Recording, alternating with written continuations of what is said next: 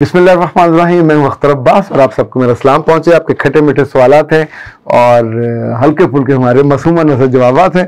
New world में कहते हैं कि भोले और सीधे साधे लोग जिनको कोई चालाकी कोई सियासत नहीं आती, ऐसे इस तरह के लोग कहाँ होते हैं मुझे भी ज़रा बताइएगा, उनके लिए वीडियो बना दें।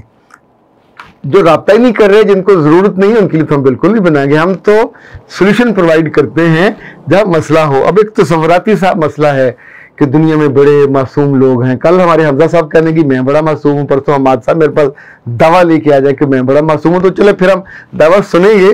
पर ये सुनी सुनाई बात के जिनको सियासत नहीं आती, जिनको ये नहीं आता, और जो स्टार प्लस के ड्रामे देखते हैं, तो स्टार प्लस के ड्रामे तो आजकल पाकिस्तान में होते ही नहीं है, पता नहीं कहाँ होते, चूँकि चैनलों पे तो नहीं होते। इसका मतलब है आपने फिर अलग से कोई डिश विश लगाई हुई है और उसमें कलर भी देखते हैं और स्टार प्लस भी देखते हैं। और पहले तो जी भी होता था, अब तो पता नहीं है कि नहीं है। सो मैं ये इनकार नहीं कर रहा कि ऐसे लोग नहीं हैं, पर मिलने के बाद ही पता चले ना कि हाय क्या मासूमियत थी। पर ऐसी मासूमियत से मोहब्बत हो जाती है, उन पर वीडियो थोड़ी बनाई जाती है। रुबीना हफीज कहती है प्लास्टिक सर्जरी के जलने से निशान खत्म हो जाता है। मेरे बच्चे पता नहीं, वैसे कम हो जाता होगा, लेकिन मैं कभी कभी सोचता हूँ कि जिनको प्लास्टर सर्जरी कोई नाक की करवा रहे हैं, कोई आंखों की, कोई यहाँ इसको लंबे छोटे, ये जो थी उसकी बीवी, ये जो क्रिकेटर है, जो इंडियन कैप्टन था विराट कोहली, अच्छा खासा खूबसूरत और खुश शक्ल, उसकी बीवी भी एक्ट्रेस थी। फिर पता नहीं क्या दिमाग में समाया तो होंठों में जाके इंजेक्शन लगवा लिए। उसके होंठ पहले अल्लाह के फजल से यहाँ तक थे। तो अब आप जब कुदरत के साथ बिला वजह मैच डालते हैं तो नुकसान होता है ना। ये जो वो काला था माइकल जैक्सन, अपने काले रंग के बावजूद उसके गाने मशहूर हो गए, लाखों की तादाद में, इतने बड़े बड़े कंसर्ट वो करता था।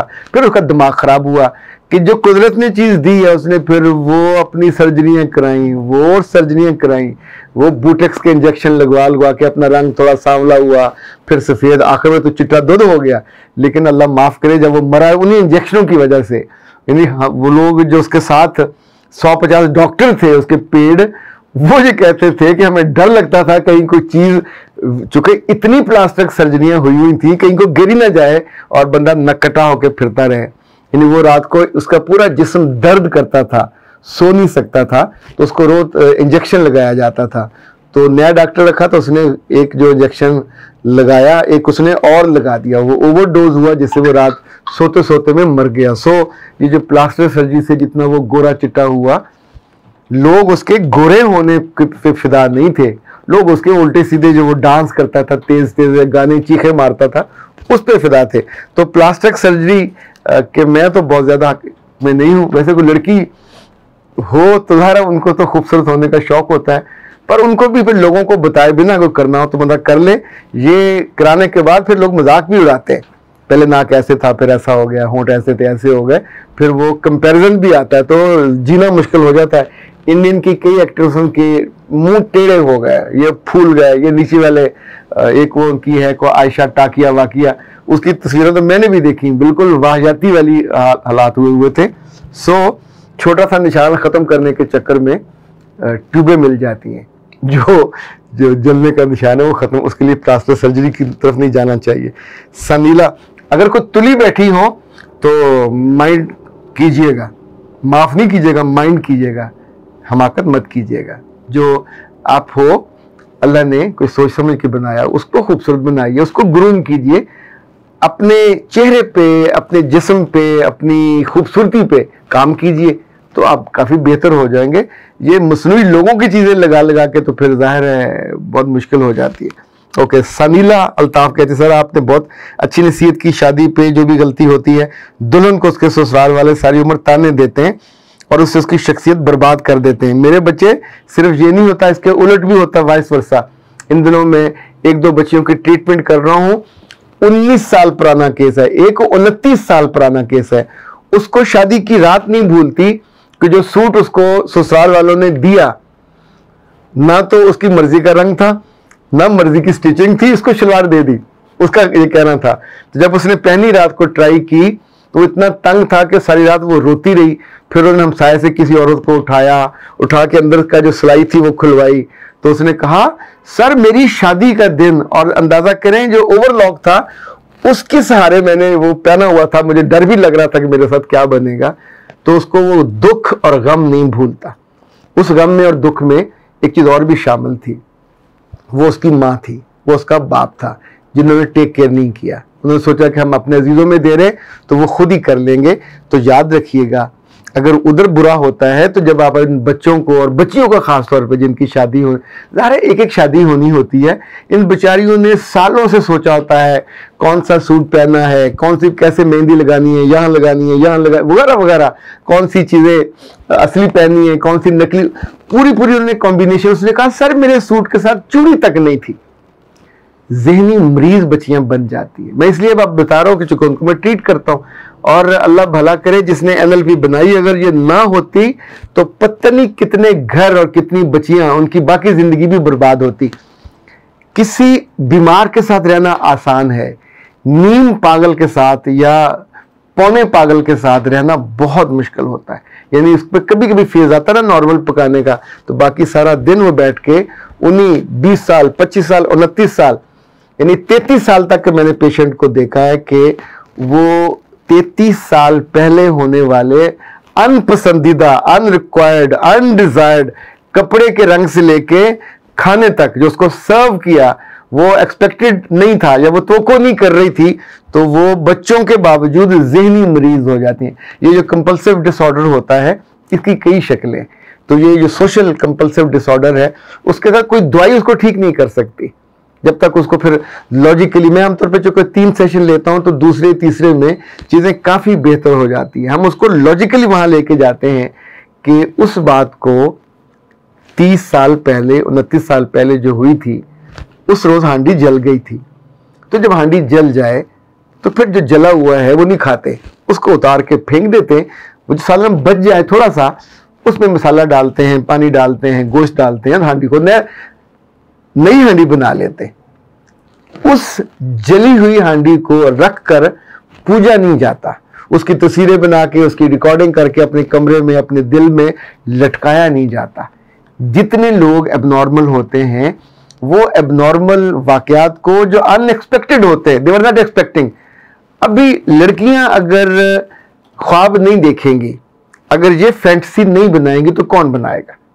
अच्छा एक बात और याद रखिएगा, लड़कों की और भी कई सारे मसले हैं, इनको चीज़ें पूरी तरह समझ आ भी जाएं तो ये मन मर्जी करती हैं। बाज़ बच्चियां जो अपनी ट्रीटमेंट के लिए मुझसे रब्ता करती हैं, उनकी ट्रीटमेंट 1 माह की होती है, 1 माह में पूरी हीलिंग हो जाती है।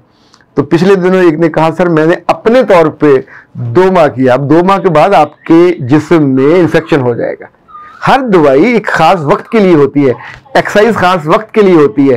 यानी आप जिम भी जाके सारे वजन उठाने लग जाए तो अल्लाह माफ करे कोई कराल पड़वाएंगे अपने में, वहां भी टीचर चाहिए होता है जो बताता है कि ये उठाना है ये नहीं उठाना।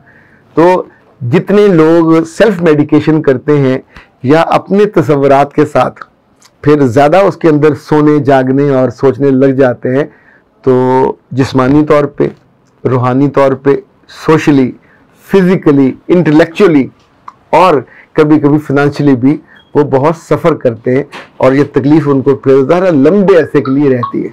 आखिरी सवाल है जी सोनिया अहमद का, वो कहते हैं सर अपनी ज़िंदगी में गलत फैसला कर चुकी हूँ, उसको 14 सालों से भुगत रही हूँ और बच्चे भी हैं, क्या करूँ।